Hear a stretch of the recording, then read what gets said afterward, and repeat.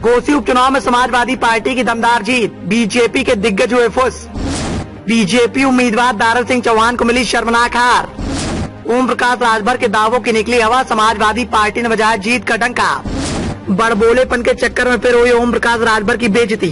घोसी उपचुनाव को लेकर समाजवादी पार्टी और बीजेपी के बीच में करारी जंग देखने को मिल रही थी। समाजवादी पार्टी के द्वारा जीत के लिए जद्दोजहद की जा रही थी, तो वहीं बीजेपी भी जीत के लिए पूरा दमखम दिखा रही थी। लेकिन घोसी उपचुनाव में बीजेपी के बड़े बड़े दिग्गज नेताओं का वर्चस्व लगा हुआ था। प्रदेश के मुखिया योगी आदित्यनाथ से लेकर हाल ही में एनडीए में शामिल होने वाले ओम प्रकाश राजभर तक समाजवादी पार्टी को हराने के लिए पूरी ताकत झोंक रहे थे। लेकिन समाजवादी पार्टी ने उपचुनाव में जीत का दमदार मुजाहरा पेश किया। इसके बाद बीजेपी के बड़े बड़े धुरंधरों की खूब फजीहत हो रही है। ओम प्रकाश राजभर को तो सबसे ज्यादा फजीहत का सामना करना पड़ रहा है, क्योंकि ओम प्रकाश राजभर जब एनडीए में शामिल हुए तो खूब गरजे थे। समाजवादी पार्टी के मुखिया अखिलेश यादव पर जमकर निशाना साधा। कई बड़े राज ओम प्रकाश राजभर के द्वारा पुख्ता दावे के साथ खोले गए। सिर्फ इतना ही नहीं, घोसी उपचुनाव को ओम प्रकाश राजभर के द्वारा अपने वर्चस्व से जोड़कर देखा जा रहा था। वैसे तो एनडीए में शामिल होने वाले ओम प्रकाश राजभर सदैव से अपने बड़बोलेपन के चलते चर्चा में रहते हैं। घोसी उपचुनाव के दौरान भी ओम प्रकाश राजभर के द्वारा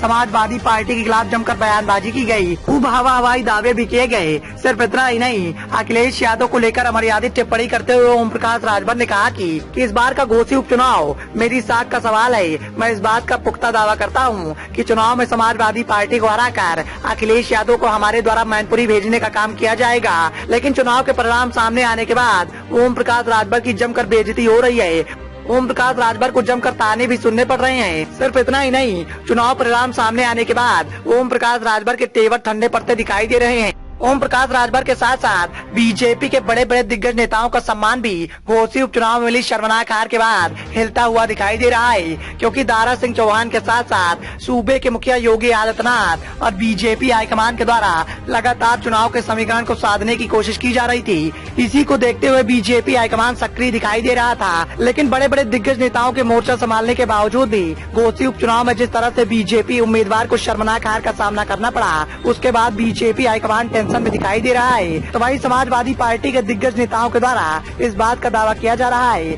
कि ये तो वानगी मात्र है। लोकसभा चुनाव में इससे भी करारी शर्मनाक हार का सामना बीजेपी को करना पड़ेगा। Bureau report, the noise of India.